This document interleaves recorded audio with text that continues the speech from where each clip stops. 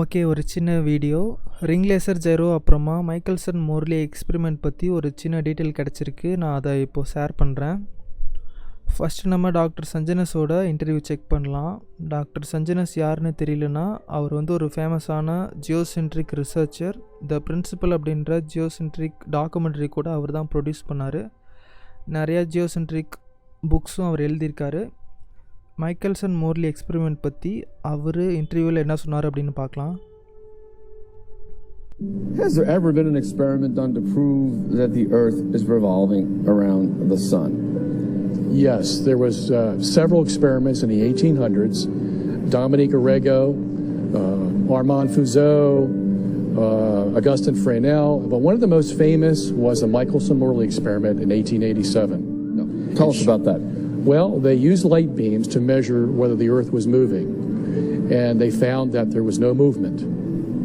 The Earth has to be moving 30 kilometers per second to complete its annual revolution, and they found out that it wasn't moving in a very precise.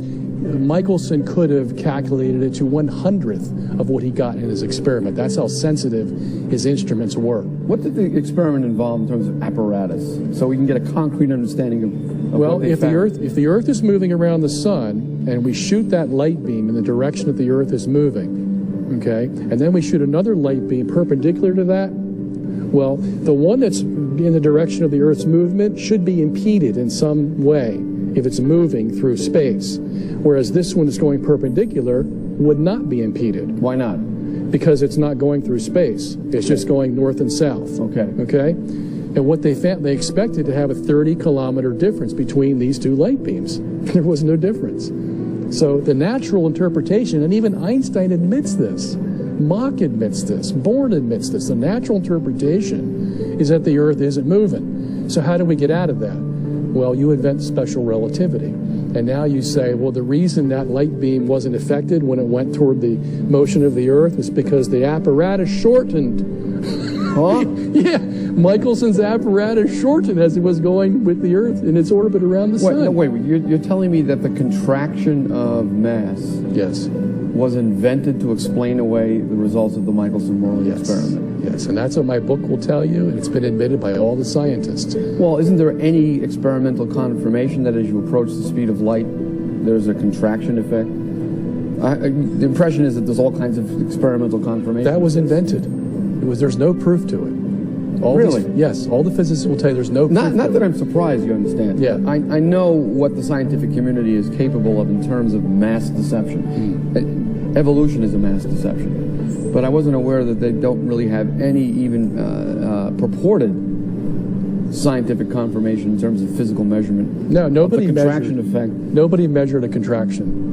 But they put it into a mathematical formula called the Lorentz transform, and it's probably the most famous equation used in physics today. Does anyone expressly admit that, hey, we had to come up with this contraction effect because otherwise we're stuck with a motionless? Yes, the very guy who invented it.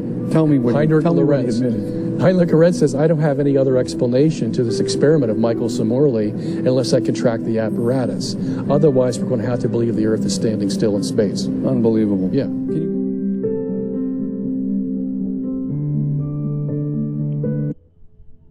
So doctor சஞ்சனஸ் சொல்கிற மாதிரி Michelson Morley experiment earth ஸ்டேஷ்னரியாக இருக்குது அப்படின்னு தான் சொல்லியிருக்கு.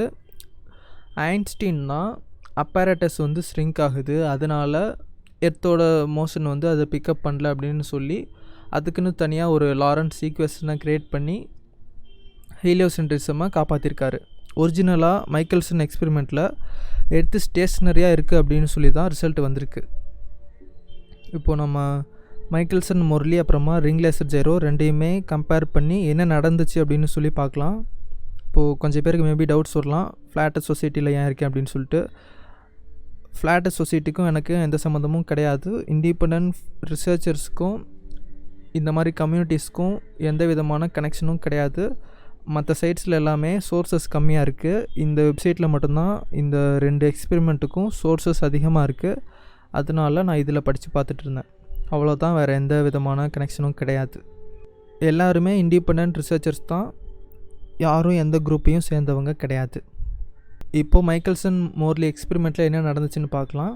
அவங்க earth rotate ஆகுதா இல்லையான்னு செக் பண்ணியிருக்காங்க. அதுக்கு எர்த் ரொட்டேட் ஆகுது அப்படின்னு சொல்லி ரிசல்ட் வந்திருக்கு. அடுத்ததாக எர்த்து சன்னை சுற்றி ரிவால்வ் ஆகுதா அப்படின்னு சொல்லி செக் பண்ணியிருக்காங்க. அதில் ரிவால்வ் ஆகலை அப்படின்னு சொல்லி ரிசல்ட் வந்திருக்கு. 2 மோஷன் அவங்க டிடெக்ட் பண்ண ட்ரை பண்ணியிருக்காங்க. ஒரு மோஷன் மட்டும்தான் டிடெக்ட் ஆகிருக்கு. அது வந்து எர்த்து ரொட்டேட் ஆகுது அப்படின்ற அந்த மோஷன். இப்போது ரிங் லேசர் ஜைரோஸ்கோப்பில் அவங்க ஒரு விஷயத்தை தான் செக் பண்ணியிருக்காங்க. அது வந்து எர்த்தோட ரொட்டேஷனுக்கு செக் பண்ணியிருக்காங்க. எர்த் ரொட்டேட் ஆகிருக்கு அப்படின்னு சொல்லி ரிசல்ட் வந்திருக்கு. இப்போ நம்ம டீட்டெயிலாக படித்து பார்க்கும்போது சில விஷயங்களெல்லாம் கிளியராக தெரியுது. அதை மட்டும் நான் இப்போ காமிக்கிறேன். அவங்க சில அசம்ஷன்ஸை பண்ணியிருக்காங்க. ஃபார் எக்ஸாம்பிள்,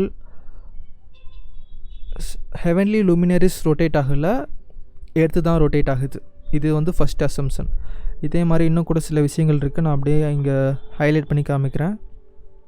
இங்கே பாருங்கள். It should be further noted that sidereal day happens to be the general time it takes for the stars to return to their spots above the earth, and which also exists in flat earth theory. sidereal day அப்படின்னு சொல்லி ஒரு விஷயத்தை use பண்ணியிருக்காங்க. இந்த sidereal day வந்து flat earth base பண்ணி create பண்ணது. Earth ஸ்டேஷனரியாக இருக்குது. ஹெவன்லி லூமினர்ஸ் எல்லாமே எர்த்துக்கு மேலே ரொட்டேட் ஆகிட்டு இருக்குது. அதே மாதிரி இன்னும் கூட கொஞ்சம் கீழே பார்த்தோம்னா சாக்னாக் ஃப்ரீக்வன்சிலாம் யூஸ் பண்ணியிருக்காங்க. ஒரு சின்ன ஹிஸ்ட்ரி லெசன். சாக்னாக் வந்து ஒரு பாப்புலரான ஃப்ரெஞ்சு சயின்டிஸ்ட். அவரும் வந்து ஒரு ஜியோசென்ட்ரிக் எர்த்தை தான் நம்பிட்டு இருந்தார். அவரோட எக்ஸ்பெரிமெண்ட்டில் எல்லாமே எர்த்து வந்து ஸ்டேஷனரியாக இருக்குது அப்படின்னு சொல்லி தான் ரிசல்ட் வந்துச்சு. ஸோ அவரோட ஈக்குவேஷன்ஸும் இதில் யூஸ் பண்ணியிருக்காங்க. இன்னும் கூட நிறையா டீட்டெயில்ஸ் இருக்குது. நான் அதெல்லாம் ஸ்கிப் பண்ணுறேன்.